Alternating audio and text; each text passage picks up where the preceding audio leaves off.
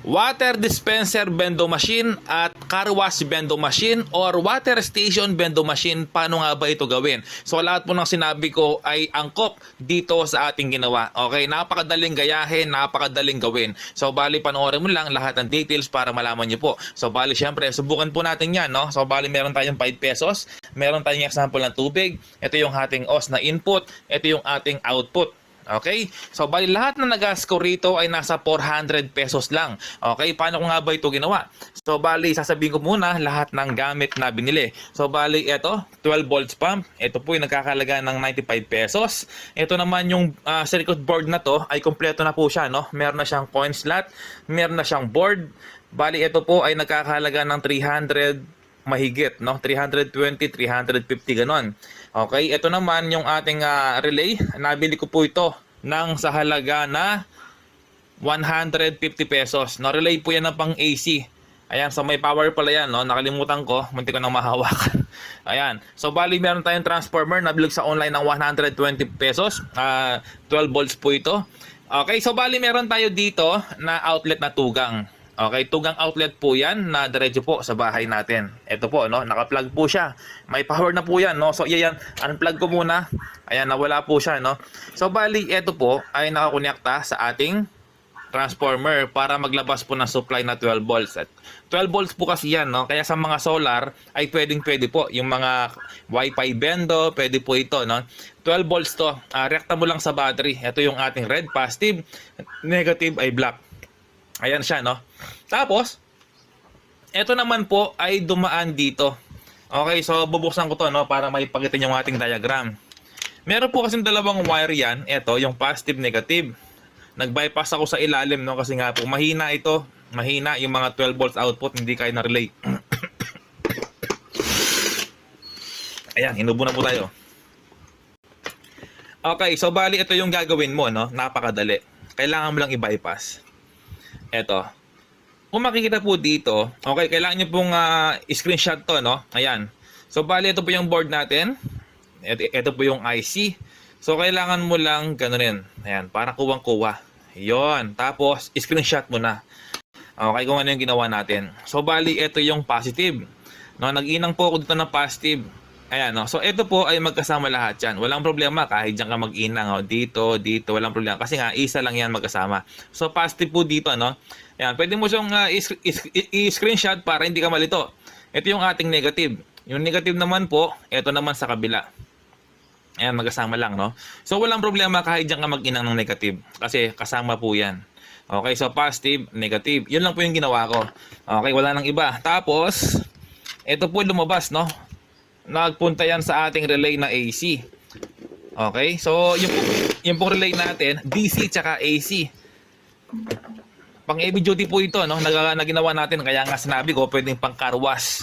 Kahit yung malaking power spray, kayang-kaya po, no? So, bali, ito po yung ating AC na relay, no?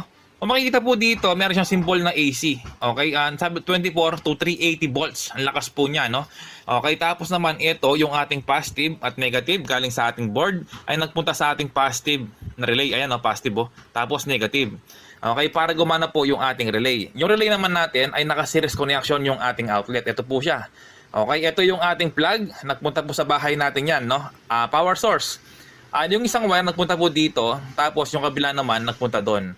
Yung isang wire ay diretso. Kumbaga, nag-series connection lang po siya. Okay, tapos outlet dito. Ayan, no? Outlet po yan. Okay, so napakadaling sundan po, no? Basta walang cut yung video. Tuloy-tuloy natin. Ayan, tapos, ayan, wala na. Okay na po, tapos na, no? Ito naman po ay diretso po dito yan, no? Plug and play na lang. Ayan, yung nasa una, dyan yung ilalagay. Okay, tapos, sa likod, ayan, plug and play lang din. Ilalagay mo yan dito. I-screw mo siya. Ayan, no? I-screw mo dito na angkop, no? Sa kanyang butas. Yon. So, tapos yung kanyang sensor nasa likod din. So, kailangan mo lang siyang idikit dito sa likod. Okay, so walang kahirap-hirap po yan. Tapos, syempre, power supply to, 12 volts. Ang lalabas po dito ay 12 volts na. Ayan, positive, negative. Okay lang kahit magkabaliktad, no? Kasi gagana po yung ating DC motor kahit baliktad. So, yan po. Ngayon, subukan na natin, no? Okay, so bali, ito po ay 5 pesos lang. Ayan, pero may nabibili po na tig-piso lang, no, na coins. Ito po sinabili ko ay 5 pesos. So ngayon, subukan na po natin, no. Ito yung ating output, yung input nakalagay na sa ilalim. Okay, subukan po natin, no. Ngayon, power on natin. Ayan, so ulitin ko lang, no, pwede ito sa mga 12 volts. 12 volts na battery, solar, walang problema. Kapag naman 12 volts ka, alisin mo na to. Okay, so alisin mo na yan. So bali nakarekta ka na, yung 12 volts mo dito. No, walang problema kahit dyan mo ilagay. Basta 12 volts. Okay, sa mga gusto magpagawa, punta lang sa bahay, no? San Fernando, Pampanga, Barangay Magliman. Ayan, plug natin. Ayan, naka-plug na po, no? Ayan, may power na. Okay, so ngayon, subukan na po natin. Ayan. Ay, nako, hirap, no? Walang kasama. Ayan, so dali ko dito, baka magputik tayo, no? Paghulog ko dito ay meron siyang 1 minute. 5 pesos. Ayan, no? Ayun. Ayan, no? So, bali 1 minute po yan. Depende po sa inyong setup, no? Pwede yung gawin yan ng 2 minutes. Pwedeng gawin 3 minutes. Pwedeng gawin 4 minutes. Paano nga ba? So, ganito po, no? Unplug natin ulit para ma-restart. I-plug ko ulit. Ayun. So, paano nga ba gawing 2 minutes? So, yung set po natin ay 1 minute lang, no? Kung makikita niyo po dito, okay, meron siyang selector. Ayan, no? Selector po lahat yan. I-select niyo po yung 1. Additional 1 minute po yan, yung 1. On natin. Ayan, naka-on na po, no? So, additional 1 minute yan. So, ibig sabihin, kapag may naghulog, ay 2 minutes na po. Yan, subukan natin, no? Ito po, unplug na natin. So, magiging 2 minutes na yan. Ito na. So, 1, 2, ayan, pagkita natin. 1, 2, 3.